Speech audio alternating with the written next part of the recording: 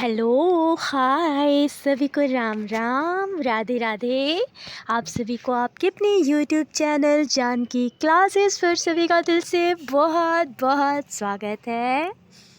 I hope कि आप सभी लोग बढ़िया होंगे, मस्त भी होंगे और अपनी तैयारी में भी लगे ही होंगे। तो चलिए आज के सेशन की शुरुआत करते हैं, जो कि बहुत ही महत्वपूर्ण टॉपिक होने वाला है। तो थोड़ा सा पेशेंस बना के आप लोग वीडियो में ज़रूर एंड तक बने रहिएगा। और हाँ, अगर वीडियो पसंद आए ना तो प्लीज़ एक प्यारा सा कमेंट, लाइक एंड सब्सक्राइब आप लोग मोटिवेशन के लिए ज़रूर करिएगा। वैसे कंफर्म तो नहीं, आप लोग के दिसंबर में आप लोग का एग्ज़ाम हो ही जाएगा। जनवरी के फर्स्ट वीक में भी नहीं हो सकता है, क्योंकि अभी पीएनपी का कोई नोटिस नहीं आया। तो आप लोग थोड़ा सा पेशेंस बना के थ्योरी कंप्लीट करिए। और अगर आप लोग का थ्योरी कंप्लीट है ना तो पीवाईक्यू में कोई दिक्कत नहीं होने वाला है। हाँ, तो थोड़ा सा पेशेंस बना के आप लोग ज़रूर वीडियो में एंड तक बने रहिएगा। अभी पीएनपी का कोई संदेश नहीं है, तो थोड़ा सा ज़्यादा स्ट्रेस में नहीं रहना है, अच्छे से हो जाएगा आप लोग का कंप्लीट। चलिए आज के सेशन की शुरुआत करते हैं। जैसे कि हमारे वेद पे जो क्वेश्चन बन करके आता है वो सारी थ्योरी आपको प्रोवाइड कराएंगे। आपकी बौद्ध शिक्षा, आपकी मुस्लिम शिक्षा, इन सब पे क्वेश्चन बन करके आते हैं, तो धीरे धीरे सारा प्रोवाइड कराएंगे। बस आप लोग को क्या करना है, थोड़ा सा पेशेंस बना के वीडियो में ज़रूर एंड तक बने रहना है। क्या बोल रहा है कि हम आप सभी ने बड़ी बुजुर्गों को यह कहते हुए सुना होगा कि आज का बालक जो है भविष्य का निर्माता होता है। इससे स्पष्ट होता है कि बालक के सर्वतोमुखी विकास के लिए जीवन का आरंभिक वर्षों का विशेष महत्व माना गया है। 6 से 12 वर्ष की अवस्था में बालक अपने भावी जीवन का शिलान्यास करता है और इससे सबसे महत्वपूर्ण भूमिका निभाता है। शिक्षा जो होता है प्रत्येक राष्ट्र का सबसे पवित्र एवं राष्ट्रीय दायित्व है। कक्षा 1 से 8 तक की शिक्षा को प्राथमिक शिक्षा कहा जाता है। देखिए यहाँ पे कहने का तात्पर्य यह है कि बोल रहा है कि आज का बालक जो होता है कल के भविष्य का निर्माता होता है। इसमें मुख्य भूमिका आपका क्या निभाता है, शिक्षा। अच्छा एक बात बताइए, आज हम और आप अगर शिक्षित नहीं है तो क्या हम अपने भविष्य का निर्माण कर सकते हैं? नहीं कर सकते ना। वैसे ही शिक्षा के बिना हर एक मनुष्य जो है ना पशु के समान माना गया है। तो शिक्षा अनिवार्य है। अगर जीवन जीना है, आप लोगों को बेहतर जीवन जीना है तो शिक्षित होना पड़ेगा। तो आपके वेद का जो है ना तात्पर्य, वेद में सिर्फ शिक्षा का बहुत ही महत्वपूर्ण शिक्षा बहुत महत्वपूर्ण भूमिका निभा रहा है। लेकिन हाँ, यहाँ आपके वेद में जो है ना अध्यात्म मार्ग को सबसे उपयुक्त सबसे महत्वपूर्ण माना गया है। तो आप लोग को इसमें पढ़ने को मिलेगा अध्यात्म मार्ग, अंतर्ज्योति, आपके मानसिक, शारीरिक और आपके बौद्धिक सब का विकास होना जरूरी है। इसमें कोई चाइल्ड सेंटर्ड एजुकेशन नहीं है। यहाँ पे आपके जो गुरु हैं महत्वपूर्ण भूमिका निभाते हैं। कुछ शिक्षा अभी जो हम लोगों के टाइम में बदलाव आया है और उस समय में कोई ऐसा बदलाव नहीं था, तो ये सब जानने को आप लोग को मिलेगा। तो बोल रहा है कि जो बच्चा होता है हमारे बालक के भविष्य का निर्माता होता है। स्पष्ट होता है कि बालक के सर्वतोमुखी विकास के लिए जीवन का आरंभिक वर्षों का विशेष महत्व भी माना गया है। 6 से 12 वर्ष की अवस्था में बालक अपने भावी जीवन का शिलान्यास करता है और इसमें सबसे महत्वपूर्ण भूमिका निभाता है शिक्षा। आपका जो प्रत्येक राष्ट्र का सबसे पवित्र राष्ट्रीय दायित्व भी शिक्षा जो होता है प्रत्येक राष्ट्र का सबसे पवित्र दायित्व माना जाता है। कक्षा 1 से 8 तक की शिक्षा को प्राथमिक शिक्षा कहा जाता है। प्रत्येक देश आदिकाल से ही अपने नैनीहालों को सर्वोत्तम विकास के लिए शिक्षा की व्यवस्था करता रहता है और हमारे देश में भारत अनन्य सुभाषित वाक्यों से सदा अनुप्रेरित रहा है और आज भी सतत इसी ओर अग्रसर है। क्या यहाँ पे सूक्तियाँ हैं, ये भी आपका एक एक टॉपिक जो होता है ना एक एक नंबर का महत्वपूर्ण होता है। तो यहाँ पे देखते चलिए, विद्या ददाति विनयम, विद्या जो होता है हमें विनय प्रदान करती है। विद्या विहीनम पशु भी समानम, विद्या जो होता है ना, विद्या के बिना हम लोग पशु के समान माने जाते हैं। विद्या कल्पते, विद्या जो होता है हमें योग्य बनाता है। ज्ञानम मनुजस्यम तृतीय नेत्रम, ज्ञान जो होता है मनुष्य का तीसरा नेत्र माना गया है आपके वेदों के अनुसार। ये सारे कथन आपके वेद में मिलते हैं। अब नेक्स्ट देख लेते हैं, वैदिक कालीन शिक्षा होता कैसा था। तो भारत में शिक्षा का जो स्वरूप प्रचलित था उसमें वैदिक कालीन शिक्षा या गुरुकुल शिक्षा व्यवस्था कहा जाता था। जैसा कि नाम से ही स्पष्ट हो रहा है, वेद पर आधारित शिक्षा या गुरु के घर या कुल में प्राप्त की जाने वाली शिक्षा। पहले की जो शिक्षा होती थी गुरु के या गुरुकुल जाके पढ़ना होता था। तो वही बोल रहे हैं आपसे, वेद पर आधारित शिक्षा का अर्थ है कि ऐसी शिक्षा व्यवस्था जिसका स्रोत आपका वेद होता था। भारतीय साहित्य में 4 प्रकार के वेद माने जाते हैं। अच्छा देखिए, ये जो ऋग्वेद है, यजुर्वेद है, अथर्ववेद है, सामवेद है, अगर आप लोग का थ्योरी यहाँ पे कंप्लीट है ना तो आप लोग कोई भी कम्पिटिटिव एग्ज़ाम आपके टीचिंग टीचिंग्स लाइन का जो है तो कहीं भी आप लोग को दिक्कत नहीं आने वाली है, ठीक है। तो अगर आप लोग श्योरली हैं कि आगे कुछ करना है तो आप लोग को थ्योरी तो अपना कॉन्सेप्ट तो क्लियर करना ही पड़ेगा, ठीक है। तो यहाँ पे ऋग्वेद जो होता है सबसे पुराना वेद माना गया है। फिर आपका यजुर्वेद है, सामवेद है, अथर्ववेद है। अथर्ववेद में आप लोग सुने होंगे जो टोना टुटका होता है उसमें अथर्ववेद में मिलता है। सामवेद आपके गान के लिए प्रसिद्ध है। यहाँ तक आप लोग का क्लियर हुआ। वैदिक कालीन शिक्षा का अर्थ होता है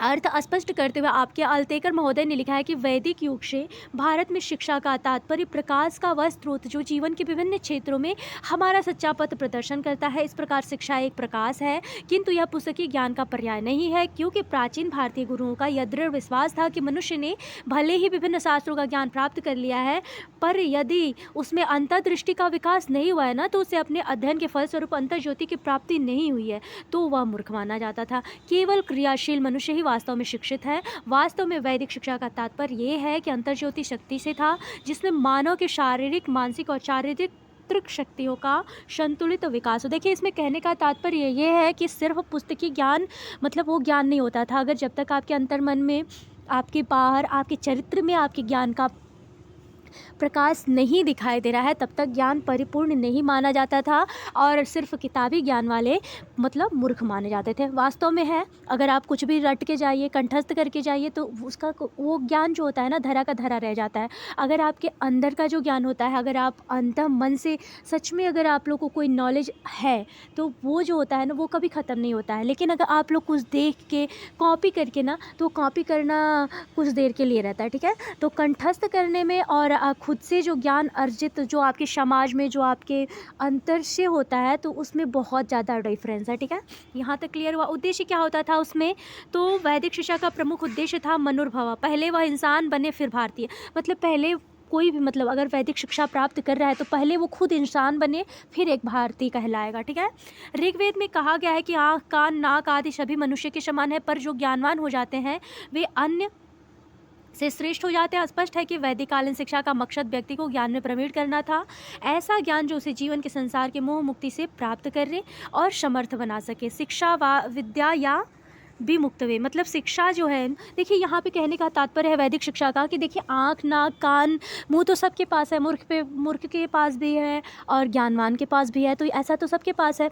लेकिन सबसे अलग कौन होता है, अगर 100 कौवा रहे और एक बगुला रहे तो बगुला ही तो चमकेगा ना।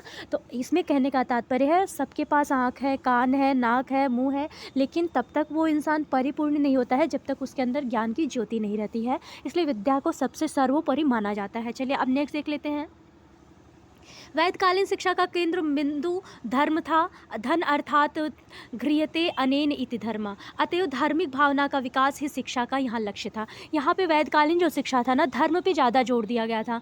सब कुछ ईश्वर का है, संसार मिथ्या है, सत्यम ब्रह्म जगन मिथ्या। शिष्य को इस तथ्य से अवगत कराया जाए कि वह संसारिकता को छोड़कर आध्यात्मिकता की ओर अग्रसर हो सके, ईश्वर भक्ति में अपना जीवन समर्पित कर दे। वैदकालीन शिक्षा में यह स्थापित तथ्य था कि इस भक्ति और ज्ञानवान वह व्यक्ति हो सकता है जो चरित्रवान भी हो। मनु स्मृति में कहा गया है कि मात्र गायत्री मंत्र का ज्ञान रखने से वाला सुचरित ब्राह्मण वेदों के ज्ञानता चरित्रहीन ब्राह्मण से कहीं ज़्यादा श्रेष्ठ माना गया है। अतएव कहा गया है कि व्रतम यत्नेन संरक्षित। देखिए यहाँ पे कहने का तात्पर्य यह है कि जब जो वेदकालीन शिक्षा होता था ना, वहाँ पे धर्म पे ज़्यादा जोर दिया गया था।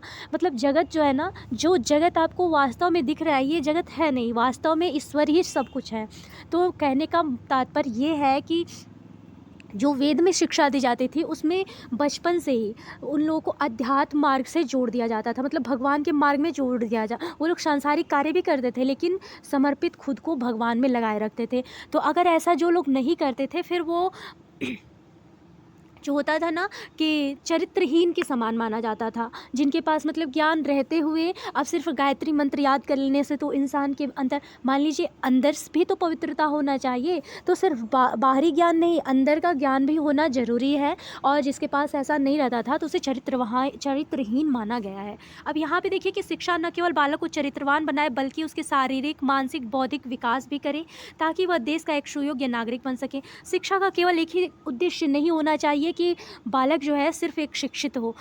शिक्षा का अर्थ ये है कि उसे शारीरिक रूप से, मानसिक रूप से, उसे बौद्धिक रूप से, मतलब उसे समाज के लिए एक सुयोग्य मतलब एक अच्छा नागरिक बनाए, जो समाज में चलने फिरने बैठने में, मतलब उसे देख के लोग अट्रैक्ट हों उसके वाणी से। हर चीज़ सुंदरता नहीं होता है। देखिए, आपका मन सुंदर है ना, तो आप विश्व के सबसे सुंदर इंसान माने जाएंगे।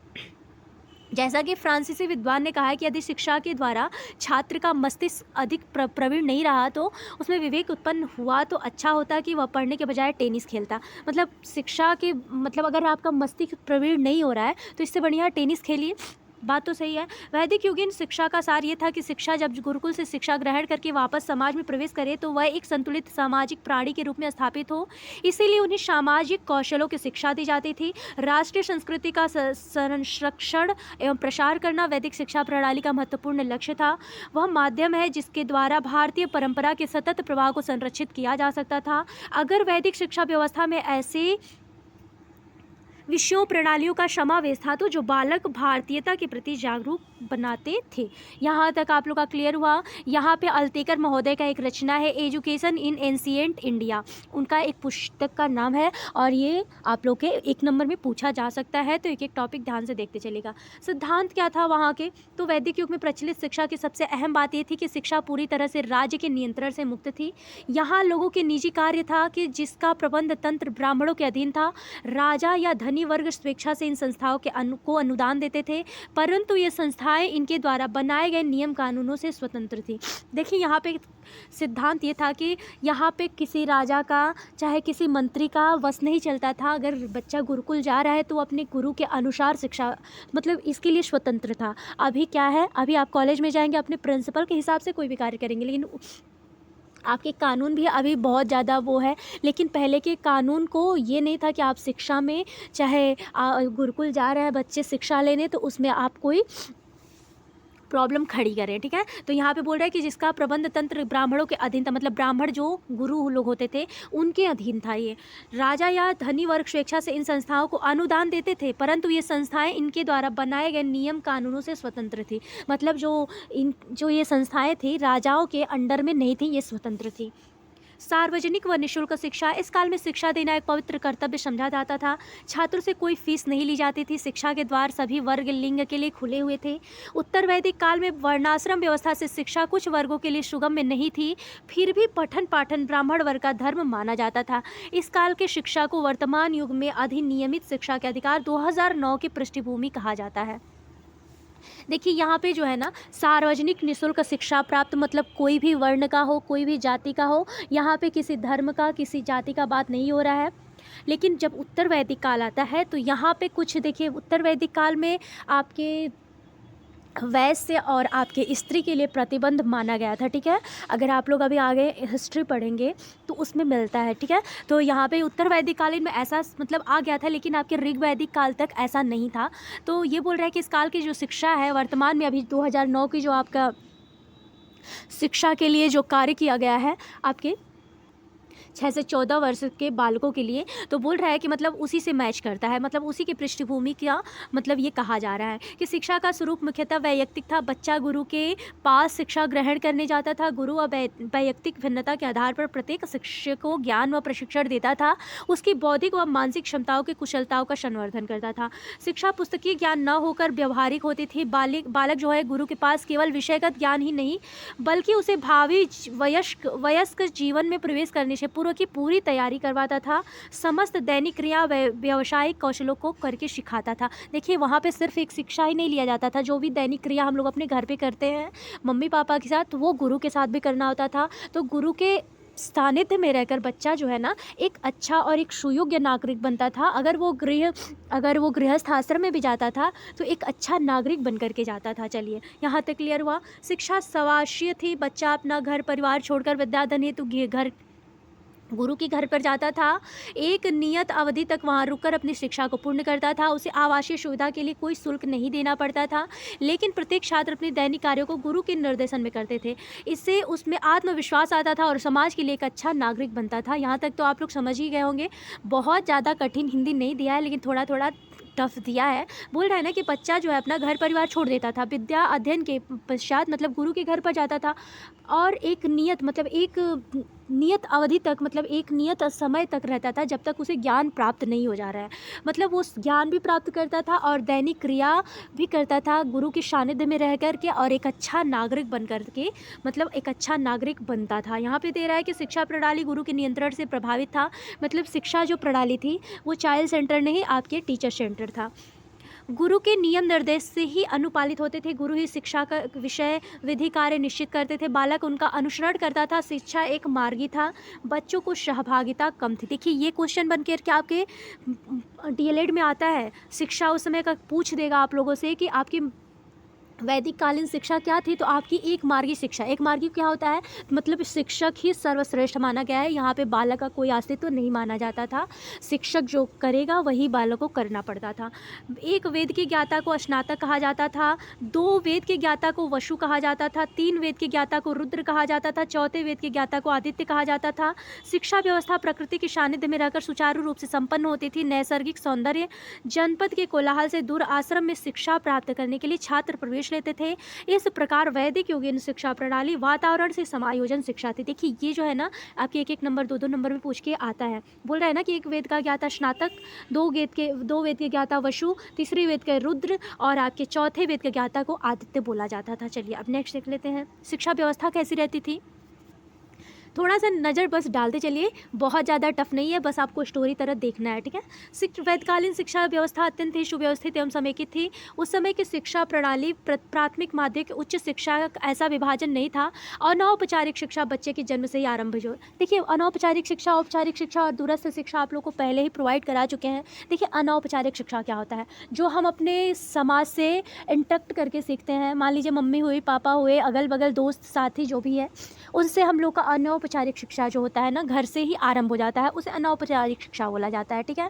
औपचारिक शिक्षा क्या होता है, जो हम लोग कॉलेज में ले जाके अपने गुरु के मतलब अपने टीचर्स के जो बोलते हैं लोग, जो सिलेबस पूरा करना होता है उनके अकॉर्डिंग। जैसे कॉलेज का नियम है, मान लीजिए उतने टाइम तक आपको रहना है तो वो नियम सारा पालन कर रहे हैं तो आप औपचारिक शिक्षा ले रहे हैं, ठीक है। दूरस्थ शिक्षा क्या हुआ, जैसे अब आप लोग ऑनलाइन क्लास ले रहे हैं, चाहे कोई भी फॉर्म फिल कर दिया, आप लोग घर से आके पढ़ाई कर रहे हैं, मतलब स्वतंत्र पढ़ाई कर रहे हैं। मन किया तो पढ़ेंगे, नहीं मन किया नहीं पढ़ेंगे, ठीक है। तो ये दूरस्थ शिक्षा में आएगा। मान लीजिए ऑनलाइन क्लासेस हुआ, चाहे आप लोग कोई भी फॉर्म कॉम्पिटिटिव एग्जाम ही हुआ, ये सारे आपके दूरस्थ शिक्षा में आएंगे, ठीक है। बस यही है, बहुत ज़्यादा टफ नहीं है। और इस पे देखिए ये औपचारिक, अनौपचारिक और दूरस्थ शिक्षा हर साल आपके एक टॉपिक इसमें से आएगा ही आएगा, तो आप लोग एकदम क्लियर करके चलिएगा, ठीक है। वैदकालीन शिक्षा में संस्कारों में मंत्रों का विशेष महत्व होता था। 5 वर्ष की अवस्था पूर्ण कर लेने के बाद गुरुकुल में प्रवेश करने लगता था बच्चा। 5 वर्ष की अवस्था में एक चूड़ा कर्म संस्कार होता था, ठीक है। उसके बाद जो है ना बच्चा, इस संसार के बाद बच्चे की गृह शिक्षा शुरू हो जाती थी। आरंभिक शिक्षा घर के माता पिता और उनके बुजुर्ग के बीच संपन्न होता था। परिवार में मंत्रों का उच्चारण, अभ्यास, पठन, आरंभिक गणित, कथा, कहानी आदि का ज्ञान कराया जाता था। चूड़ा कर्म के बाद जो बच्चा है ना अपने घर में छोटा छोटा मंत्र हुआ, पूजा पाठ, घर में जो भी छोटे छोटे कार्य जो शिक्षा के लिए आवश्यक होता था मतलब शुरू कर देता था। लेकिन जब गुरु के पास जाना होता था तो उसके बाद गुरुकुल में प्रवेश करने के लिए भेजा जाता था।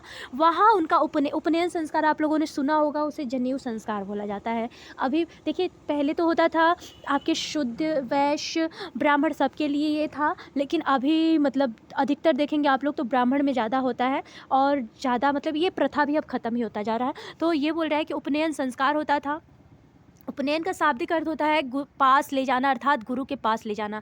उपनयन संस्कार के बाद गुरु सावित्री मंत्र का उपदेश देकर शिक्षा, ये उपनयन का संस्कार आपसे पूछेगा उपनयन मतलब होता क्या है, तो इसका शाब्दिक अर्थ होता है गुरु के पास ले जाना। ये टॉपिक एकदम समझ लीजिए 100% बोल रही हूँ, मोस्ट इंपॉर्टेंट ये टॉपिक है, ठीक है। तो एक एक टॉपिक इसीलिए बोलती हूँ, ध्यान से देखते चलिएगा आप लोग। फिर बोल रहे हैं कि सावित्री मंत्र का उपदेश देकर शिक्षा गुरु करता था। उपनयन संस्कार को मौत्रजी संस्कार भी कहा जाता है। इसे धार्मिक संस्कार के बाद छात्र भौतिक शारीरिक शरीर, आध्यात्मिक शरीर प्राप्त कर लेता था और द्विज कहलाने। देखिए इस आपके उपनयन संस्कार के बाद जो है ना बच्चा जो अपनी जो सांसारिक शरीर होता था उसे त्याग करके वो आध्यात्मिक शरीर प्राप्त कर लेता था। उसके बाद क्या, उसे द्विज बोला। देखिए एक एक टॉपिक आप लोग ले, कहीं से भी क्वेश्चन बन करके नहीं आता है। बात यह थ्योरी अगर कंप्लीट है ना तो कहाँ से क्वेश्चन पूछेगा, आपकी सिलेबस से ही ना पूछेगा। तो सिलेबस आप लोग सच में बोल रहे हो तैयार करते रहिए। कोई भी टीचिंग एग्जाम हो, ये नहीं कि ऊपर ऊपर पढ़ लिए। देखिए पास तो हो जाएंगे आप लोग, लेकिन नॉलेज भी तो होना चाहिए। मान लीजिए आप लोग अभी टीचर बनने जा रहे हैं, एक अच्छे टीचर बनने के लिए आप लोगों के पास नॉलेज मतलब अंदरूनी नॉलेज होना चाहिए, नहीं कि बाहरी तो आप लोग को पास करा ही देगा। तो थोड़ा सा ये रहे कि थ्योरी भी आप लोग का कंप्लीट रहे। देखिए द्विज बोला जाता था। उसके बाद उपनयन की आयु क्या होती थी, यहाँ भी देख लीजिए। ब्राह्मण छात्र के लिए आपके 8 वर्ष होता था, आपके क्षत्रिय के लिए 11 वर्ष उपनयन का संस्कार, और वैश्य छात्र के लिए 12 वर्ष आपके होता था। और ये टॉपिक बहुत ही महत्वपूर्ण है, बार बार बोल रही हूँ कि आप लोग एक एक टॉपिक ध्यान से देखते चलिएगा, ठीक है। अब अध्ययन का काल कितना होता था, 12 वर्ष के बाद होता था। बालक की 5 वर्ष तक की शिक्षा घर में संपन्न होती थी, उसके आगे की शिक्षा आश्रम में रहकर प्राप्त करता था। शिक्षा सत्र व समय, शिक्षा का सत्र व समय, सत्र मतलब साल होता है, और समय कितना होता था, तो सामान्यतः शिक्षा सत्र की अवधि 1 वर्ष में 1.5 वर्ष या 5 महीने की होती थी। विद्या अध्ययन के कार्यक्रम श्रावण मतलब सावन की महीना पूर्णिमा से उपाकर्म समारोह से शुरू होता था। पूस के महीना, पौष मास की पूर्णिमा जो है, पूस की महिमा को छंद मास उत्सर्जन समारोह से समाप्त होता था। शिक्षण कार्य पठन पाठन प्रातः काल से मध्याह्न तक, फिर कुछ विश्राम तक, भोजनोपरांत साय तक चलता रहा। देखिए मतलब सुबह में होता था, मध्याह्न मतलब आपके दोपहर तक थोड़ा सा विश्राम होता था, फिर भोजनोपरांत मतलब भोजन के बाद फिर शाम तक आपकी शिक्षा चलता रहता था। ये सॉरी, ये भी टॉपिक ध्यान से देखते चलेगा आप लोग। बोला है गुरुकुलों में अवकाश भी रहता था, प्रत्येक माह 4 दिन की प्रतिपदा होती थी। पूर्णिमा प्रत्येक पखवाड़ा क्या होता था ना, पहले के ज़माने में देखिए पखवाड़े में 15 दिन की छुट्टी होती थी। पखवाड़े में क्या होता था उस समय, स्वच्छता, देखिए अभी नहीं स्वच्छता, पहले भी स्वच्छता बहुत ज़्यादा ध्यान दिया जाता था। तो पखवाड़ा वो होता था कि स्वच्छता पर बहुत ज़्यादा ध्यान दिया जाता था। तो पखवाड़े की अष्टमी का अवकाश मतलब छुट्टी होता है, बच्चों की छुट्टियाँ ज़्यादा, मतलब उसमें बच्चों की छुट्टियाँ जो होती हैं ज़्यादा, मतलब पखवाड़े में जो छुट्टी होती थी ना वो 15 दिन की होती थी, उसे ही पखवाड़ा बोला जा रहा है। यहाँ पे देखिए शिक्षा केंद्र कैसा होता था। तो आज का जो शिक्षा केंद्र है, आज के शिक्षा केंद्र और पहले के शिक्षा केंद्र में बहुत बहुत ज़्यादा डिफरेंस है। प्राचीन काल में आज जैसे बड़े बड़े भीतर शिक्षण कार्य नहीं होता था। शिक्षा प्रकृति स्वाभाविक वातावरण में खुले माहौल में होती थी। यह स्थान सामान्यतः गुरुजनों के आश्रम या घर में हुआ करते थे, जो कोलाहल से दूर होते थे। यहाँ रहकर छात्र आचार व्यवहार के नियम भी सीखते थे। वेशभूषा निर्धारित होती थी। ब्राह्मण की मेखला मूंज की, छत्री की तांत की, और वैश्य की ऊन की बनी होती थी। एक वेखला होता था, तो ब्राह्मण का जो है ना मूंज की बनी होती थी, क्षत्रिय के तांत एक तंतु आता है उससे बना होता था, और वैश्य का ऊन से बना होता था। अपने शरीर को अधोभाग ढकने के लिए छात्र जो है ना सन रेशम ऊन के वस्त्रों का प्रयोग करते थे। अधोभाग मतलब आधा भाग ढकने के लिए वो लोग रेशम का, ऊन का वस्त्रों का प्रयोग करते थे। चूँकि छात्र की दिनचर्या में भिक्षाटन भी था, मतलब भिक्षा मांग करके वो भोजन लाते थे, इसलिए वो छड़ी का प्रयोग करते थे। आप लोग पहले के मतलब मूवी में भी देखे होंगे, चाहे श्री रामचंद्र जी, भगवान श्री कृष्ण हुए, ऐसे बहुत से मतलब उदाहरण मिलते हैं। तो इसमें भिक्षाटन में आप लोग के छड़ी भी लेके जाते थे शिष्य लोग। पाठ्यक्रम कैसा होता था, तो वैदिक शिक्षा पूर्णतः आध्यात्मिक और व्यवहारिक लक्ष्यों के प्रति समर्पित था, इसीलिए पाठ्यक्रम अत्यंत व्यापक था। बालकों को वेद, उपनिषद, पुराण, नीतिशास्त्र, इतिहास, गणित, भाषा, कला, विज्ञान, शिल्प, कृषि, पशुपालन, अर्थशास्त्र एवं सैन्य विज्ञान का ज्ञान आवश्यक होना था। शिक्षण का माध्यम संस्कृत था, ठीक है। देखिए तब शिक्षा जो था ना संस्कृत के माध्यम से दिया जाता था, ये सारे सब्जेक्ट आपके संस्कृत में दिए जाते थे। शिक्षण विधि कैसी होती थी, तो छात्र आचार्य द्वारा कही गई बातों को कंठस्थ करता था, और मौखिक थी। शिक्षण विधि कैसी थी, तो आपकी मौखिक थी। अगर आपसे पूछे कि आपकी वैदिकालीन शिक्षा कैसी थी, तो मौखिक थी, ठीक है। तो छात्र जो होते थे उनकी कही गई बातों का कंठस्थ करते थे। और इस काल के प्रमुख 3 विधियाँ थी, श्रवण, मनन और निधिध्यासन। श्रवण मतलब सुनते थे, मनन मतलब उसका चिंतन करते थे, और आपका क्या बोल रहे हैं, निधिध्यासन मतलब होता है अपने व्यवहार में वही मतलब उतारते थे, ठीक है।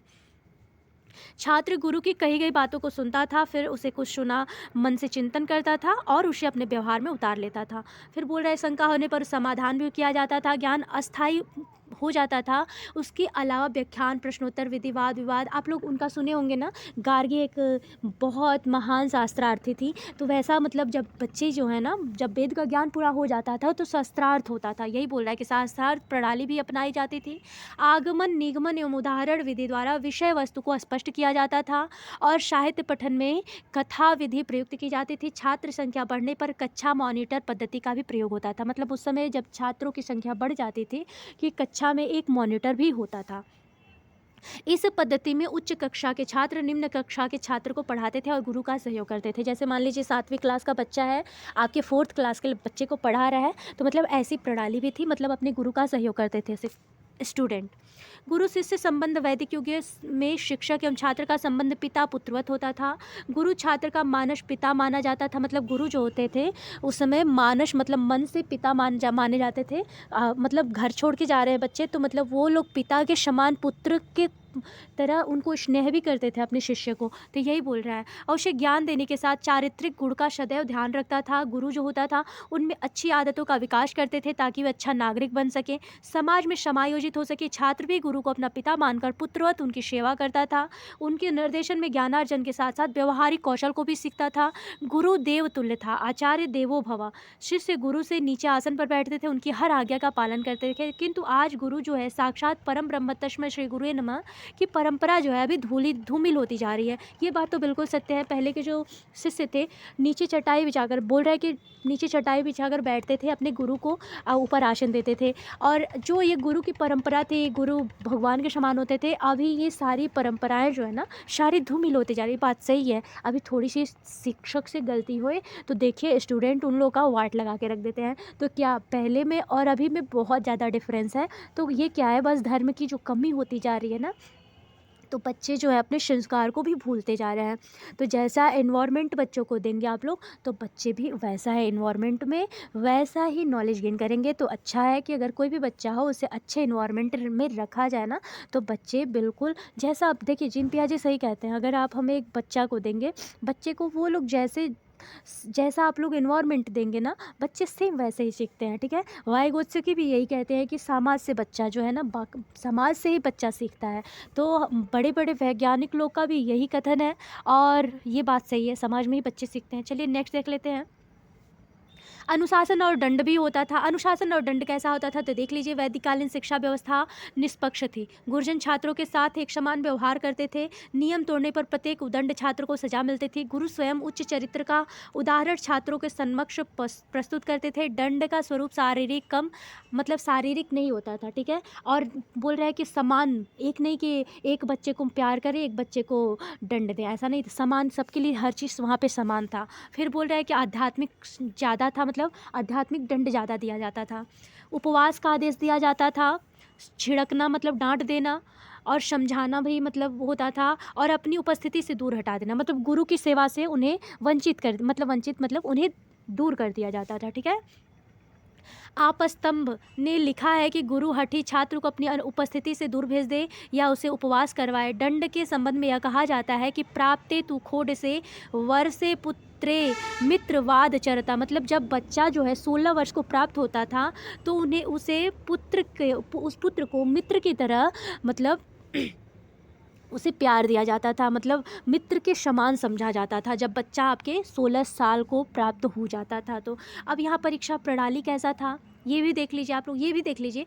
वेद मित्र क्या कहते हैं कि कक्षा नायकीय पद्धति बुद्धिमान छात्रों को शिक्षण कला सिखाने के अवसर प्रदान करती है। इस प्रकार अप्रत्यक्ष रूप से उसी कार्य को करती थी जिसे आधुनिक शिक्षक प्रशिक्षण कॉलेज संपन्न करते हैं। परीक्षा प्रणाली कैसी होती थी? वैदिक युगीन शिक्षा प्रणाली परीक्षा विहीन थी। गुरु नया पाठ तब पढ़ाता था जब छात्र पढ़ाए गए पाठ को पूरी तरह से तैयार कर लेते थे तथा वह छात्रों की तैयारी से मतलब शिक्षक जो है संतुष्ट हो जाता था। तो शिक्षा समाप्ति पर विद्यार्थी को स्थानीय विद्वानों की सभा में उपस्थित किया जाता था जहां पर पूछे गए प्रश्नों का उत्तर देता था। परीक्षा व्यवस्था न होने से कोई प्रमाण पत्र तथा उपाधियां नहीं मिलती थी। मुख्य लक्ष्य वहां पे ज्ञान, देखिए अभी जो है आप लोग को डिग्री मिलता है, रिजल्ट मिलता है आप लोग के हाथ में, तो पहले का उन लोगों का एक ही था कि बच्चा ज्ञानवान हो, मतलब उसके पास ज्ञान हो, वो एक संसार के लिए आपके समाज के लिए एक अच्छा नागरिक बने। मतलब पहले का उद्देश्य ये था और अभी का उद्देश्य धनोपार्जन है। तो इन दोनों में बहुत डिफरेंस था।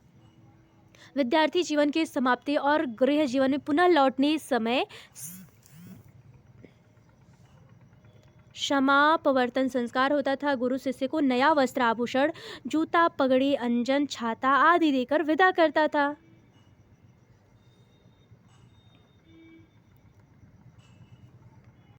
तो परीक्षा प्रणाली, सॉरी थोड़ा सा वो कुछ काम से आप लोग का स्टॉप करना पड़ा है।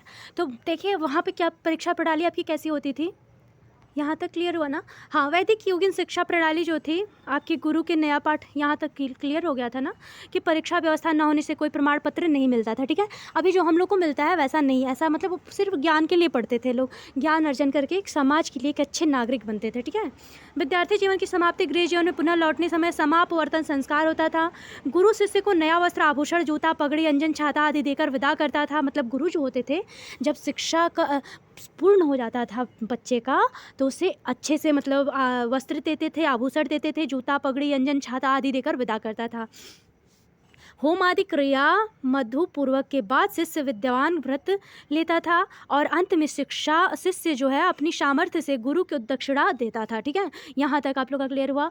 अच्छा देखिए क्या क्या इसमें कमियां भी निकाली गई हैं। अब मतलब जाहिर सी बात है, पहले की शिक्षा में अभी की शिक्षा में बहुत डिफरेंस है। तो यहाँ पे आप लोग देख लीजिए, वैदिक कालीन शिक्षा जो है ना, उपयुक्त विषय में स्पष्ट है कि वैदिक शिक्षा जो है लक्ष्य बालक का बहुमुखी विकास करना था, इस लोक में रहते हुए आध्यात्मिकता से जोड़े रखना ताकि वह पथ भ्रष्ट ना हो सके, मतलब अपने रास्ते से कहीं भटक न जाए।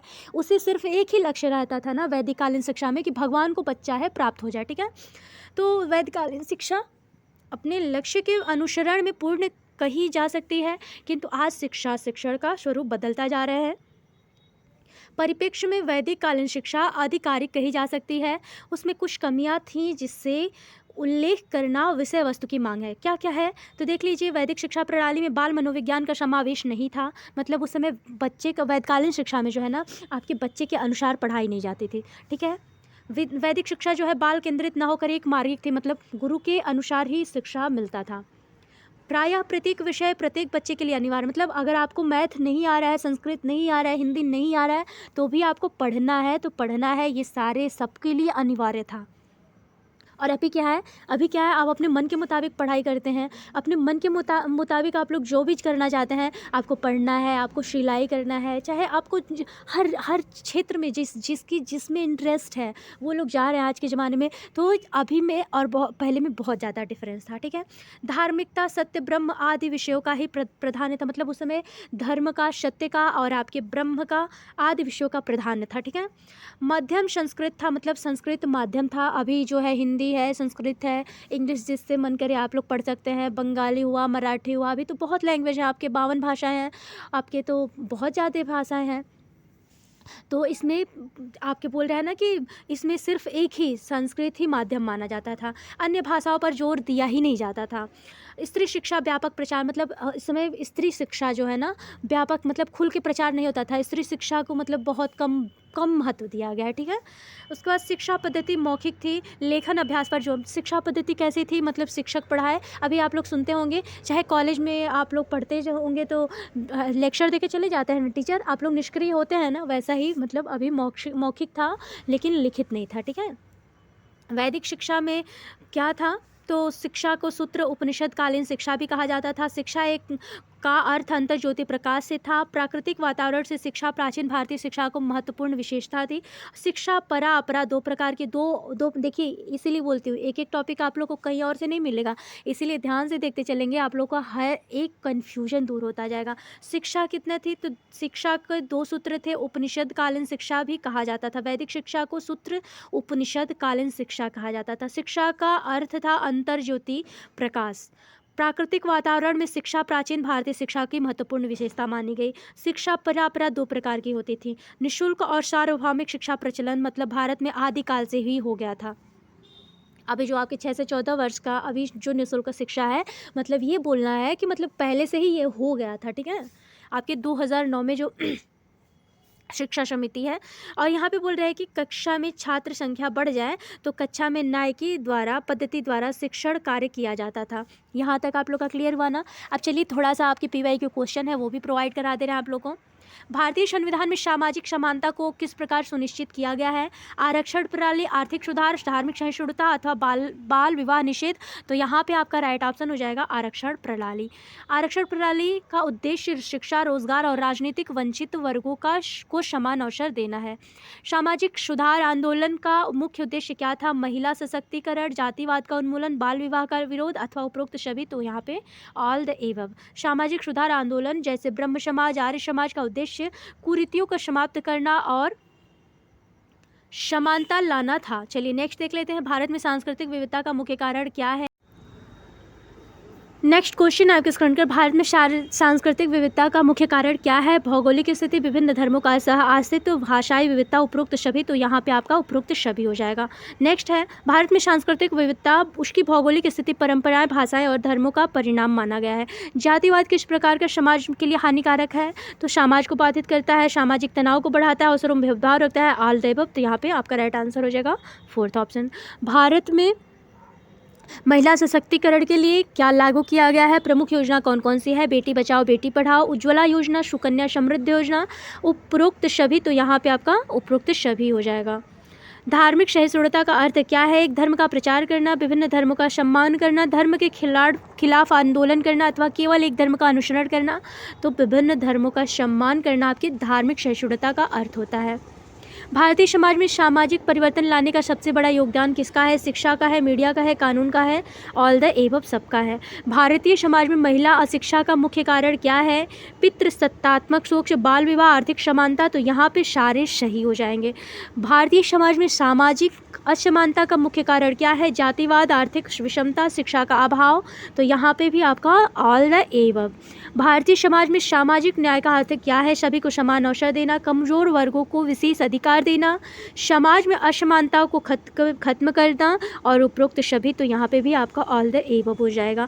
भारत में सामाजिक न्याय को बढ़ावा देने के लिए संविधान ने कौन से उपाय अपनाए हैं? तो आरक्षण भी है, समानता का अधिकार भी है, अस्पृश्यता उन्मूलन भी है। तो यहाँ पे भी ऑल द एबव हो जाएगा।